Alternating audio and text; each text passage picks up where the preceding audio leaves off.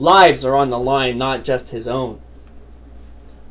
So before I go on to the camp scene, I want to add that this brings us to Rambo's view on sexuality, his view on Ko, and a great prequel discovery. And that, spoiler alert, prequel element. And it turns out, are you ready for this one? Like, the reason why Rambo is no good with women is, drum roll please, ding, ding, or I can't do it right now, my mouth is too dry. Rambo had a girlfriend back home, and he assumed he would marry her. She's referred to only as the straw blonde. And upon his return, he came to realize that she had married someone else with children. Meaning, that she had bared children with someone else. And kind of looked at him in disgust. Which is a horrible blow, because his whole town was looking at him like this. And this was his only real girlfriend, the only one he knew truly intimately. And mix that with the theory that GIs like him in the war were referred to as rapists and baby killers, something definitely he had to go through when he got home, especially when he was reunited with his lost love. That the rapist thing came out. And which now his whole town and girlfriend looked at him as, like a rapist. So he was ousted, and thus began his journey cross country, and maybe eventually to Barry's, Delmore Barry's. So along, like his last connection. So along the way, he would learn America too would look down on him in this matter, as a baby killer, as a rapist. So he couldn't really escape it. And I think that what led to him to stay in, that's what led to him staying in Asia later on. From this, Rambo would almost seem asexual, because Ko, in his psyche, Morel teaches us that through Rambo's traumatic experiences in Vietnam, it's impossible for him to have any kind of bond, even friendship with a male, never mind intimacy with a female. Later on, maybe that would slither a bit with Ko, and maybe like relationships in the past with his friends. But Rambo has no friends left, so he has no connection. If Rambo had a friend left, he would be able to be friendly. So Troutman, we see more of that with Rambo and Troutman's love, and the father and son thing kind of appear. And to Ko, over the time, he learns to love again. But unfortunately, Rambo is death.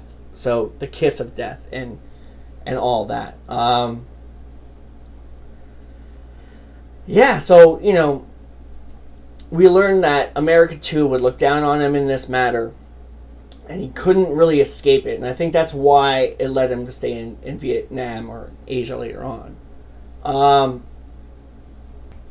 So it really is almost impossibly difficult for him to have any type of intimacy with a female, because he automatically assumes that they think he's a baby killer and a rapist, even if they don't even know that he's in the army. He has that feeling. It's like if you have a cold sore or something, you always think that people can see it, even when they can't. That's probably a bad analogy anyway.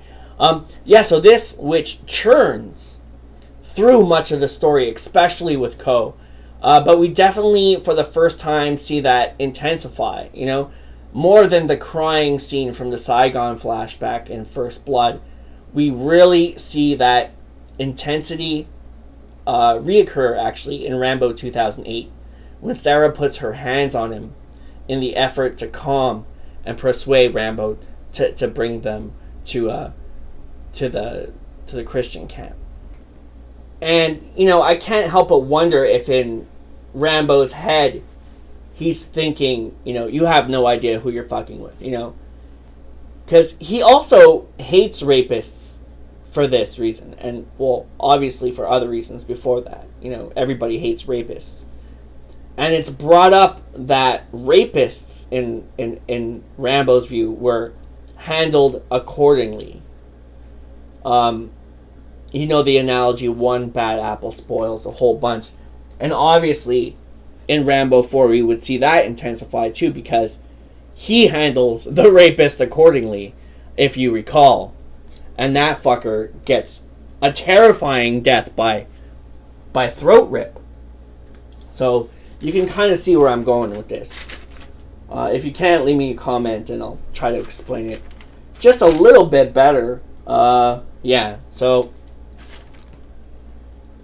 mainly we learn from this, you know, the sampan ride and how Rambo tries to soothe Ko's thoughts about her issues regarding her son and her husband's death and her brother and the deals that she had to make and intelligence and her father, is that Rambo has a heart. And no one can really bring that heart like David Morrell. And the chemistry between these two is just unfathomable. It just flourishes to new flowering heights. So they finally get to the camp and are scoping it out, and it's pretty haunted, ghost-like. Rambo's fucked because he lost his camera. And he needs proof, even, you know, contemplatingly, like, if home base is even gonna try to come and get him, because they may think he's dead. So we see his faith in Troutman once again fuel him, and he decides to take action with this fuel. And even though they didn't decide to go the buddy genre way with it, like they originally intended, there's still a lot of that element in here.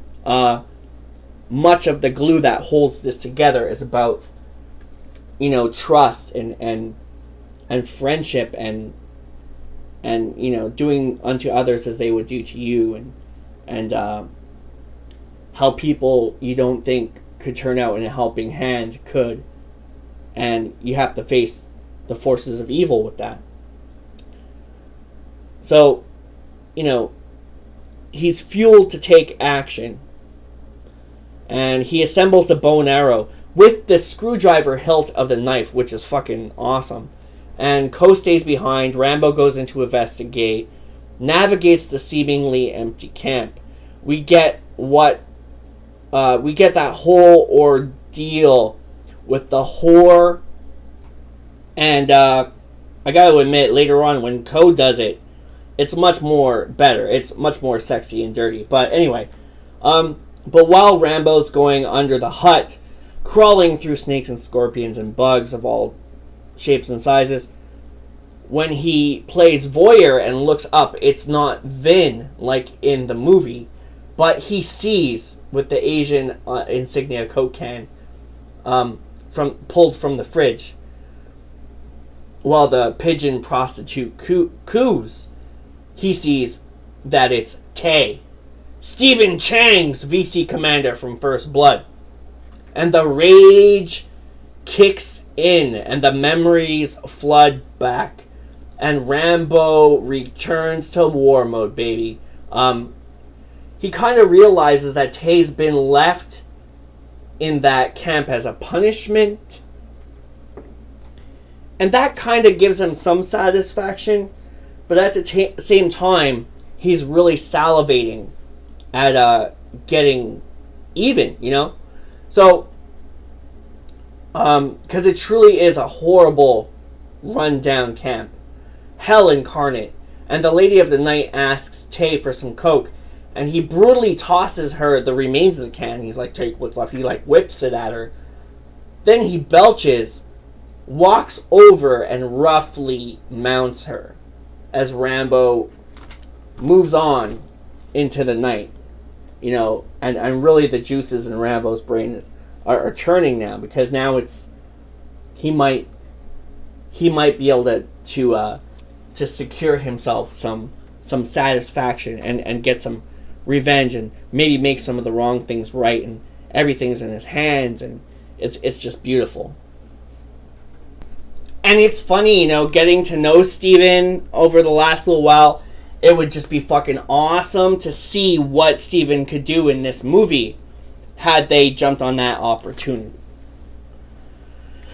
You know, it would have just been, it just would have been great. So we see him go through the water to reach the opposite end of the camp where the prisoners have been moved into this cave-like holding cell. Rats, snakes, bugs everywhere. They're in really bad shape and Rambo can't risk it, you know? Like, these guys are totally fucked and fucked up bad. So he moves on to find the trickster POW.